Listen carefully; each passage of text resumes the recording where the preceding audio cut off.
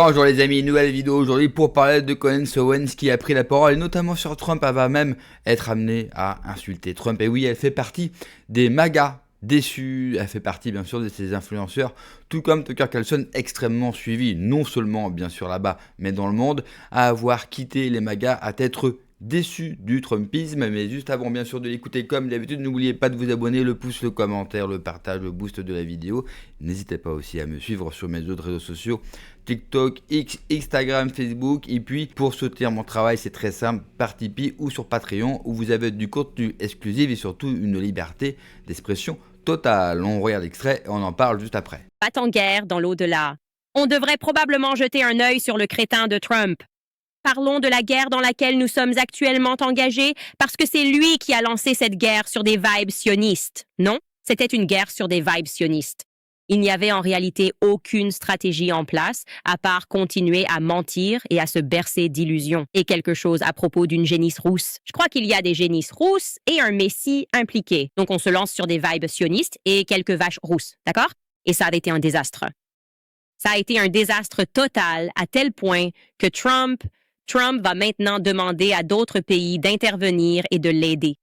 Grosse énergie Ben Shapiro, non?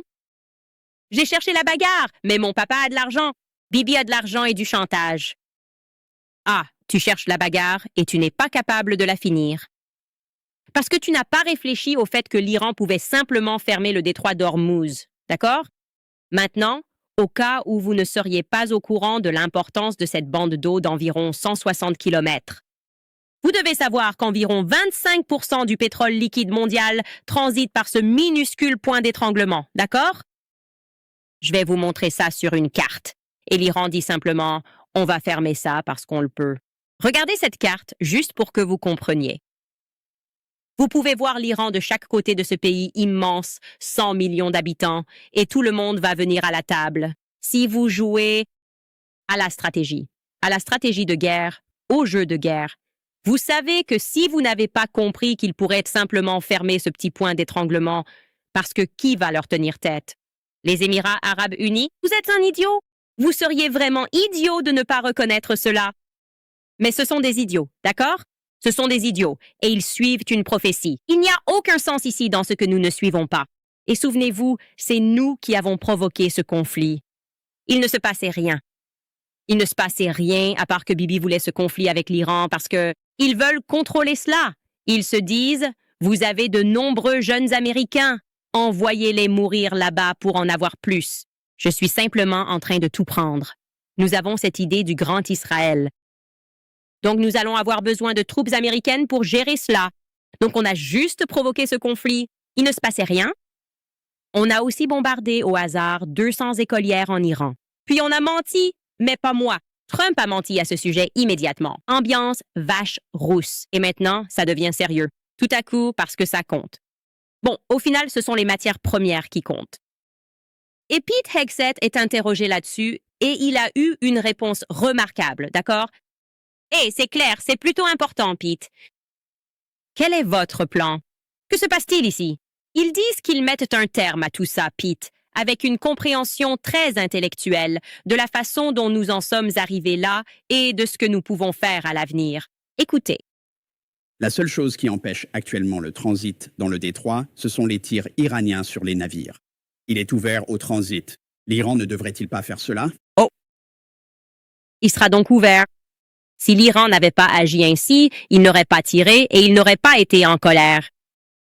Tu sais, écoute, si nos actions n'avaient aucune conséquence, tout irait bien. Tout irait bien si on n'avait pas commencé tout ça, tout ce drame. Voilà donc ce que vous devez comprendre. Le problème, c'est la réaction de l'Iran à la guerre illégale que nous avons déclenchée. Ce n'est pas la guerre illégale que nous avons déclenchée dans l'espace, mais la façon dont l'Iran y répond. C'est ça qui pose problème. Oui, c'est désormais une catastrophe mondiale, à tel point, comme je l'ai dit, que Trump réclame maintenant des troupes au sol qu'il n'a pas. D'accord? Nous n'avons pas les hommes pour cela parce que nous n'en avons pas la volonté. La volonté doit venir des hommes. La volonté d'abord, les hommes suivront. Et nous le lui avons dit. Nous avons été honnêtes. La raison pour laquelle nous t'avons élu, c'est parce que nous voulions la paix. Nous voulions mettre fin au conflit sans fin au Moyen-Orient. Il a décidé de ne pas écouter. Personne n'avait d'appétit pour cette guerre, nulle part. Donc maintenant, Trump en est réduit à aller demander ou exiger que d'autres pays s'impliquent. Et voici comment le monde réagit. Et la raison pour laquelle ils réagissent, c'est à cause de ce point d'étranglement. D'accord? Ce point d'étranglement au Moyen-Orient. Ils se disent, en fait, on va en avoir besoin. L'Allemagne, ici, on va juste résumer pour vous, a dit, ce n'est pas notre guerre. Nous ne l'avons pas commencé. Nous voulons des solutions diplomatiques et une fin rapide au conflit. Envoyer plus de navires dans la région n'aidera sans doute pas. C'est exclu. L'UE dit qu'il faut maintenir le détroit d'Ormuz ouvert. Et c'est pourquoi nous discutons également de ce que nous pouvons faire à cet égard. La Grande-Bretagne écrit, tout en prenant les mesures nécessaires pour nous défendre, nous et nos alliés, nous ne serons pas entraînés dans une guerre plus large. D'accord. L'Australie écrit, l'Australie n'a pas l'intention d'envoyer des navires dans le détroit d'Ormuz. Nous savons à quel point c'est incroyablement important, mais ce n'est pas quelque chose qu'on nous a demandé ou auquel nous contribuons. Le Japon écrit « Nous n'avons pris aucune décision concernant l'envoi de navires d'escorte. Nous continuons d'examiner ce que le Japon peut faire de manière indépendante et ce qui peut être fait dans le cadre légal. » La Chine, la récente situation tendue dans le détroit et les eaux avoisinantes a eu un impact sur la route du commerce international de marchandises et d'énergie, perturbant la paix et la stabilité dans la région et au-delà. La Chine appelle une nouvelle fois les parties à cesser immédiatement les opérations militaires, à éviter toute escalade supplémentaire de la situation tendue et à prévenir les troubles régionaux, d'impacter davantage l'économie mondiale. La première ministre italienne, Giorgia Meloni, mercredi, qui est une amie de Trump, a exprimé sa critique la plus forte à l'égard des États-Unis et d'Israël. La guerre contre l'Iran, qu'elle décrit comme faisant partie d'une tendance croissante et dangereuse d'intervention qui échappe au cadre du droit international. En gros, elle dit que c'est illégal. C'est illégal. L'Espagne déclare que l'Espagne n'acceptera jamais de mesures provisoires, car l'objectif doit être que la guerre se termine et qu'elle se termine maintenant. La Corée du Sud.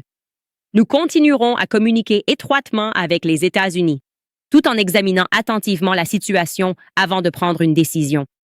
Et le message le plus porteur d'espoir est venu de France, ce qui en soi n'est pas très encourageant car le pays le déteste. OK, il déteste Emmanuel Macron et son mari. C'est la réalité en France. Il le déteste, donc personne ne se soucie de ce qu'il dit. Il ne fait que répéter ce que les Rothschild lui ont dit de dire parce que les Rothschild, c'est Israël. Ils ont créé Israël et ils ont créé Emmanuel Macron. Donc il a dit qu'il serait prêt à utiliser la marine française pour escorter des navires, mais seulement si le conflit se stabilisait. Ouais. Merci. On s'y attendait de ta part. Voilà où on en est aujourd'hui, les gars. Grosse énergie, Ben Shapiro. Toujours à chercher la bagarre en pensant que tu as assez d'argent ou que ton papa connaît quelqu'un. Oh chérie, tu devrais le faire. Et c'est tout ce qui compte. Et tu vois bien qu'ils sont dans le pétrin. Tout le monde est nerveux. Personne ne sait où est Bibi Netanyahou, ni pourquoi ces vidéos bizarres ont l'air si artificielles quand il parle. Je veux dire, il y a des rumeurs comme quoi il est mort. Il n'agit certainement pas comme quelqu'un de vivant. Je peux te dire ça. Donc je pense qu'il est mort. Je ne sais pas. Et on en est arrivé là parce que Trump a ignoré la base même qu'il a mis au pouvoir. Trump lui-même est devenu un anti-Trump. Et personne en dehors des Israéliens ne devrait soutenir cet homme. Vraiment. Jamais. Ce type de discours fait du bien. La guerre en Iran n'est qu'une guerre religieuse. Effectivement, Trump a été poussé par Israël d'attaquer l'Iran. Le seul pays qui fout la merde, qui attaque de manière préventive, je t'envoie des bombes sur la gueule, je tue tes civils de manière préventive, c'est Israël. Si ce pays n'existerait pas dans la région, cela ferait bien longtemps que les pays arabes, que les pays musulmans auraient adopté ce qu'ils sont en train d'adopter en ce moment, un retour au nationalisme. C'est-à-dire que les pays musulmans ont pris conscience d'eux-mêmes et ils vont écarter la religion pour revenir dans le fait politique, et du coup nous allons avoir une zone beaucoup plus stable où les conflits vont se régler d'un point de vue économique. D'ailleurs, regardez, les pays voisins n'ont rien dit, ne font absolument rien, et eux aussi ont refusé d'aider les États-Unis qui, comme d'habitude, adoptent les mêmes stratégies comme en Libye, en Irak, parce que pour eux, l'Iran, c'est un pays de gens pieds nus, à chameau. Non. L'Iran est un grand pays, c'est une civilisation bien plus ancienne encore que la nôtre, et c'est un pays qui se prépare depuis plus de 20 ans et qui sait qu'un jour il se fera attaquer. Et l'Iran aujourd'hui a des systèmes de défense, que ce soit drones, missiles hypersoniques, qui non seulement est beaucoup moins coûteux que les nôtres, mais fonctionnent beaucoup mieux. Et ils sont en train de montrer au monde que les États-Unis ne sont plus capables de rien. Les grands vainqueurs, cela va être la Russie et la Chine qui doivent se frotter les mains. Et vous savez quoi? C'est une bonne chose. C'est une excellente chose que l'Occident perd son hégémonie. Parce que les grandes leçons de morale que nous donnons à tel ou tel pays, ou les bombardements comme nous avons déjà effectués, alors que dans notre propre pays, nous ne sommes pas capables de gérer des racailles, alors que dans nos propres pays, il y a une pauvreté, un malaise dans nos populations, et on se permet encore de les bombarder parce que leur régime ou leurs décisions économiques ne nous conviennent pas. Revenons à un grand concert de nations qui se parlent, qui échangent, qui se font une guerre économique. Mais revenons à cela. Cela marque pour moi la fin des empires, ou en tout cas la fin de l'empire américain, et c'est une excellente chose pour l'humanité. Le seul problème, c'est Israël.